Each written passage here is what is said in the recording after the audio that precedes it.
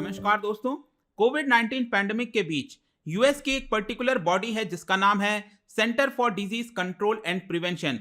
उनके द्वारा रिसेंटली एक रिसर्च में फाइंड आउट किया गया है कि साउथ अमेरिका की एक कंट्री है बोलीविया, वहां पर हुआ एक वायरस जिसका नाम है चपेरे। जी हाँ, वहां पर इसको चपेरे नाम से प्रोनाउंस करते हैं या फिर चैपर भी आप बुला सकते हो, लेकिन इसका एग्जैक्ट जो प्रोनाउंसिएशन मुझे इंटरनेट पर मिला ये था चपेरे। तो हम इस वीडियो में चपेरे नाम से ही इस पर्टिकुलर चीज को बुलाएंगे। तो यहां पर यह फाइंड आउट किया गया है कि ये ह्यूमन टू ह्यूमन ट्रांसमिटेड हो सकता है। तो इसके बारे में तो मैं आपको बताऊंगा, लेकिन इसके पहले मैं आपको एग्जैक्ट लोकेशन आपको बता देता हूं, ये रीजन कहां पर है, ताकि हर एक चीज आपको वीडियो के दौरान यहां पर पता चल सके। तो इसके लिए थोड़ा सा हमें जूम आउट करना पड़ेगा और जाना पड़ेगा साउथ अमेरिका की तरफ, और अटलांटिक ओशन को क्रॉस कर आप देख सकते हो ये है आपका साउथ अमेरिका। और साउथ अमेरिका में दो लैंडलॉक्ड कंट्री हैं सिर्फ, जिसका नाम है बोलीविया एंड पेरुग्वे, जैसा कि आप यहां पर देख सकते हो। और यहां पर जो बोलीविया है ये कौन कौन से देशों के साथ बाउंड्री शेयर करता है, एक है आपका ब्राजील, दूसरा है पेरुग्वे, अर्जेंटीना, चिली और पेरू, इन सभी देशों के साथ बाउंड्री शेयर करता है। और बोलीविया की जो राजधानी है, कैपिटल, ये वेस्टर्न साइड में मिलेगी। एग्जैक्टली जो टीटी काका लेक है उसी के जस्ट पास में आप देख सकते हो ला पाज, ये आपकी कैपिटल है बोलीविया की। और बोलीविया के एग्जैक्ट सेंटर में आप देखोगे तो यहां पर एक पर्टिकुलर रीजन है जिसको कहा जाता है चपेरे रीजन। जी हाँ, ये जो आप रेड कलर से मार्क हुआ रीजन देख रहे हो, मैं इसको यहां पर 3D में भी कर देता हूं। यहां पर आप देख पाओगे ये है आपका चपेरे रीजन, और इसका नाम चपेरे इसलिए पड़ा क्योंकि यहां से रिवर फ्लो होती है चपेरे नाम से, और ये जाकर मिल जाती है ममोरे रिवर पर। ये जो आप रिवर देख रहे हो ये आपका ममोरे रिवर, और ये रेड कलर वाला यहां से चपेरे रिवर जाता है, और अल्टीमेटली ये जाकर मिल जाती है, ये दोनों एक साथ ट्रिब्यूटरी है इसकी। और अल्टीमेटली ये जो रिवर है फाइनली जो अमेज़न बेसिन है वहां पर जाकर मर्ज हो जाती है। तो ये जो वायरस है दोस्तों, चपेरे वायरस, वो यहीं से उत्पन्न हुआ था, और इसीलिए यहां पर जो इसका नाम दिया गया है वो है आपका चपेरे वायरस। तो अब हम आते हैं अपने वीडियो पर। यहां पर हम बात करेंगे कि रिसेंटली जो यूएस की ये जो बॉडी है उन्होंने क्या फाइंड आउट किया है। जैसा कि आप यहां पर न्यूज में देख सकते हो, human to human transmission of rare Chapare virus in Bolivia confirmed by scientist. तो ये सभी कुछ हम डिटेल से जानेंगे। चलिए आगे बढ़ते हैं। मैं हूं अंकित अग्रवाल, और अपडेट के लिए आप मुझे फॉलो कर सकते हैं इंस्टाग्राम, फेसबुक और ट्विटर पर। मेरे लेक्चर की हर पीडीएफ आपको फेसबुक पर तो मिलेगी, प्लस साथ में आप मेरा टेलीग्राम चैनल ज्वाइन कर सकते हैं by searching Ankit Agarwal official. और अगर आप यूपीएससी की तैयारी कर रहे हैं तो आपके लिए सुनहरा मौका है। स्टडी IQ लैब आपके लिए स्मार्ट कोर्स है जिसके थ्रू आप अपनी प्रिपरेशन और भी ज्यादा अच्छे तरीके से कर सकते हैं।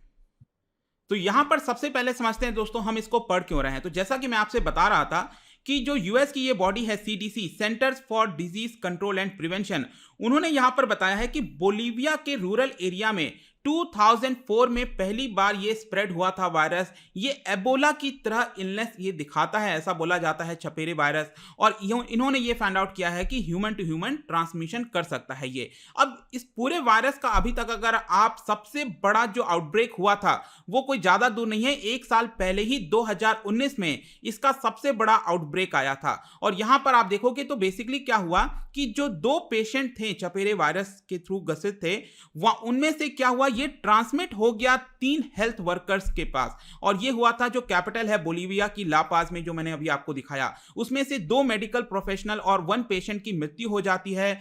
और यहां पर 2019 के पहले भी अगर आप देखोगे तो 1 सिंगल कंफर्म्ड केसेस आए थे। तो ऐसा कोई बहुत बड़ा नहीं आया था, लेकिन इस पूरे वायरस का जो बड़ा आउटब्रेक है वो 2019 में ही देखने को मिला था। और इसी की वजह से यहां पर साइंटिस्ट के द्वारा लगातार कोशिश की जा रही थी इसके बारे में पता करने के लिए। तो एग्जैक्टली ये चपेरे वायरस है क्या, इसको थोड़ा समझते हैं। देखिए, ये जो आपका वायरस है it is basically caused by the same arena virus family. देखिए, ये जो चपेरे हेमोग्राफिक फीवर इसको कहते हैं, CHHF, ये बेसिकली होता है यहां पर एरेना वायरस फैमिली की वजह से। जो एरेना वायरस है आपके एग्जाम में आ सकता है, कौन से वायरस फैमिली से बिलोंग करता है, तो ध्यान रखिएगा एरेना वायरस फैमिली। तो एरेना वायरस फैमिली की वजह से भी ये जो एबोला वायरस अक्सर आप सुनते होंगे, अफ्रीका में काफी बड़ा ये एबोला वायरस फैला था 4-5 साल पहले, तो उस समय भी इसके बारे में डिस्कशन हुई थी। तो ये भी आपका एरेना वायरस फैमिली से ही आता है। और इसका जो मेन जेनेटिक है वो जो कैरी किया जाता है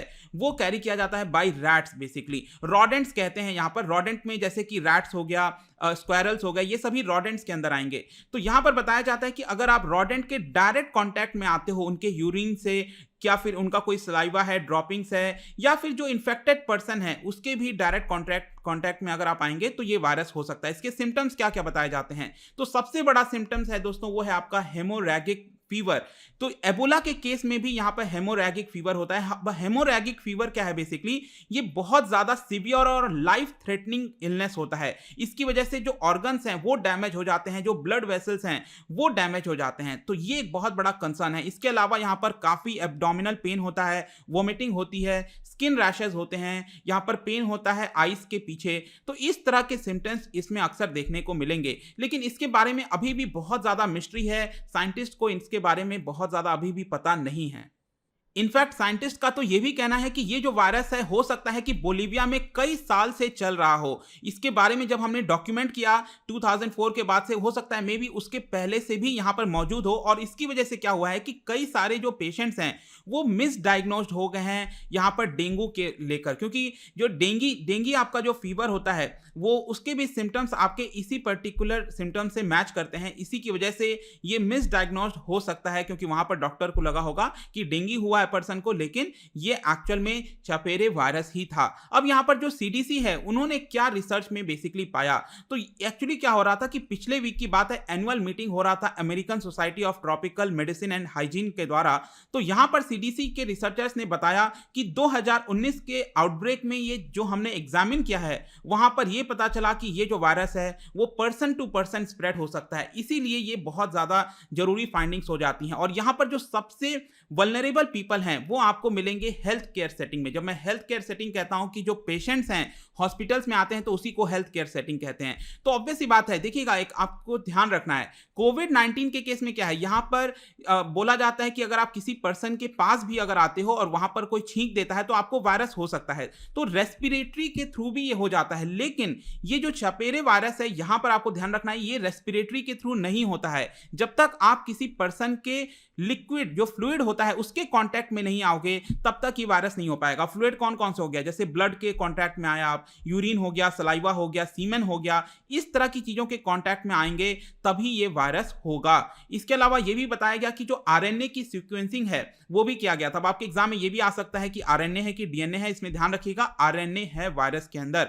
और यहां पर जो रिसर्चर्स हैं उन्होंने ये भी फाइंड आउट किया एक पर्सन की जो सीमेन है उसमें ये वाला आरएनए फाइंड आउट किया गया था। तो इससे ये भी प्रूव होता है कि ये सेक्सुअली ट्रांसमिट भी हो सकता है। तो ये सारे छोटे छोटे जो इंपॉर्टेंट पॉइंट्स मैंने आपको बताए हैं ये एग्जाम के लिए काफी इंपॉर्टेंट हो जाता है। इसके अलावा रिसर्चर्स ने ये भी फाइंड आउट किया कि जो पूरा रीजन है वहां पर रॉडेंट्स जो पाए जाते हैं घर के आसपास उनके अंदर भी ये वायरस पाया गया था। तो ये सारी रिसर्चर्स ने फाइंड आउट किया है। तो आपके मन में क्वेश्चन आएगा तो इससे मदद क्या मिलेगी, what how it is helpful. तो हेल्पफुल इसलिए दोस्तों, सबसे पहले तो आपको पता होना चाहिए कि वायरस है क्या, वर्क कैसे करता है, तभी तो आप इसको आइडेंटिफाई कर पाओगे। अगर हमें कोविड-19 के बारे में नहीं पता होता तो क्या हम इस तरह के जो टेस्टिंग किट्स बना रहे हैं क्या ये बना पाते, नहीं बना पाते।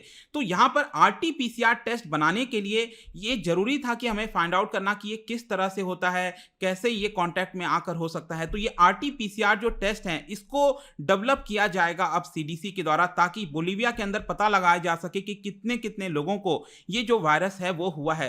तो इस तरह से चीजों में यहां पर हेल्प करता है। इसके अलावा यहां पर रिसर्चर्स का अब जो अगला फोकस होने वाला है वो ये होगा कि किस तरह से ये जो स्प्रेड है पूरे देश भर में बोलीविया में वो फैल रहा है। इसके अलावा क्या ये एग्जैक्टली रॉडेंट से भी होता है कि नहीं होता है, कहीं ऐसा तो नहीं है कि किसी दूसरे चीज से होता है और हम सोच रहे हैं वो रॉडेंट से होता है। ये अगले स्टेप में यहां पर किया जाएगा। जहां तक ट्रीटमेंट की बात है तो यहां पर अभी भी इसका कोई भी ट्रीटमेंट नहीं है। जिस तरह से कोविड-19 के केस में आपने देखा होगा कि पेशेंट को रखा जाता है, किसी प्रकार के फ्लूइड्स दिए जाते हैं, वेन्स के अंदर दिए जाते हैं ताकि उसको हाइड्रेशन ना हो, उसको जो कोई शॉक है किसी प्रकार का वो ना लगे, पेन से वो बचा रहे। इस तरह की सेम चीजें यहां पर इस केस में भी दिया जाता है। कोई पर्टिकुलर ड्रग अभी भी इसके लिए नहीं बना है। तो यहां पर क्या कोई थ्रेट है इस पर्टिकुलर वायरस से? देखिए, अगर हम बात करें अभी के लिए कि इस तरह का क्या कोई पैंडेमिक हो जाएगा, बिल्कुल भी नहीं। ऐसा कोई पैंडेमिक नहीं होने वाला है जिस तरह से कोविड-19 का हुआ है, क्योंकि अगेन यहाँ पर एक अच्छी बात यह है कि ये रेस्पिरेटरी के थ्रू नहीं होता है, लेकिन इसका एक नेगेटिव पॉइंट भी है।